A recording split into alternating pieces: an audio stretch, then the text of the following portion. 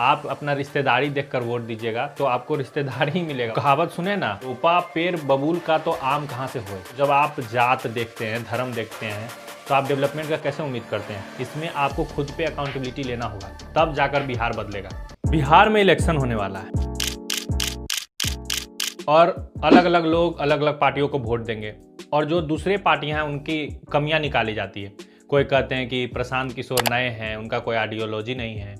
कोई कहते हैं कि तेजस्वी यादव नौवीं फेल हैं। कोई कहते हैं कि बीजेपी जो है वो धर्म के नाम पे देश को बांटती है। अलग अलग तरह से हर लोग पार्टियों का कमी निकालते हैं। तो क्या सिर्फ पार्टी का गलती है बिहार का जो भी प्रॉब्लम आज हो रहा है, इसमें सिर्फ पार्टियों को दोष देना सही है? जो लालू यादव का जंगल राज को बोला जाता है उसमें क्या सिर्फ लालू यादव दोष है? जो हम लोग वोट देते हैं उस पर दोष नहीं दिया जा सकता है? What about your accountability? हर कुछ आप दूसरे पे नहीं डाल सकते हैं।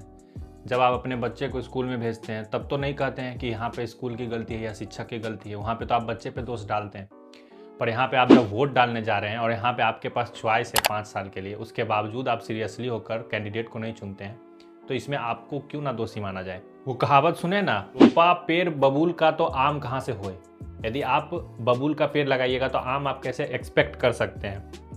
तो यही यहाँ पे है, जब भी आप कैंडिडेट सेलेक्ट करते हैं तो आप ये नहीं देखते हैं कि वो विकास करेगा या नहीं करेगा।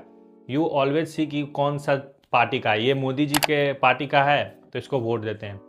हम लालू जी के समर्थक हैं, ये राजद से खड़ा हो रहा है तो उसको इस हिसाब से वोट देते हैं। आपने तो ये नहीं देखा कि उस कैंडिडेट का क्या हिस्ट्री है। तो जब आप जात देखते हैं, धर्म देखते हैं, तो आप डेवलपमेंट का कैसे उम्मीद करते हैं। आप जात जात करते रहते हैं तो आपको जात ही मिलता है, लास्ट में डेवलपमेंट नहीं मिलता है।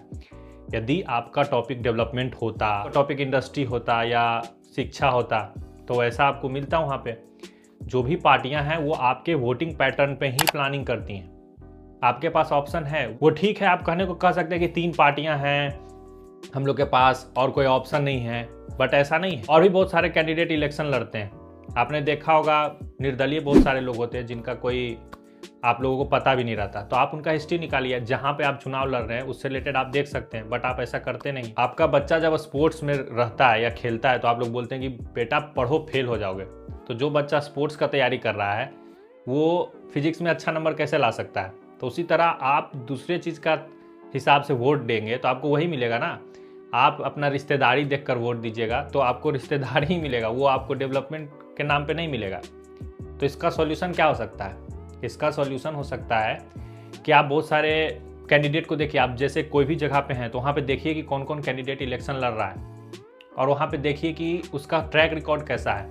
हो सकता है कोई कम शिक्षित हो पर ईमानदार हो सकता है कोई बहुत शिक्षित हो पर बेईमान टाइप का इंसान हो। उसका इतिहास खंगालिए थोड़ा बहुत आप इस पे काम कर सकते हैं, क्योंकि आपको 5 साल उसको झेलना है, तब जाकर आपको अच्छा रिजल्ट मिलेगा। तब आप कहेंगे कि बिहार डेवलप कर सकता है। और जो बाकी पार्टियां हैं उस पर भी इसका दबाव आएगा।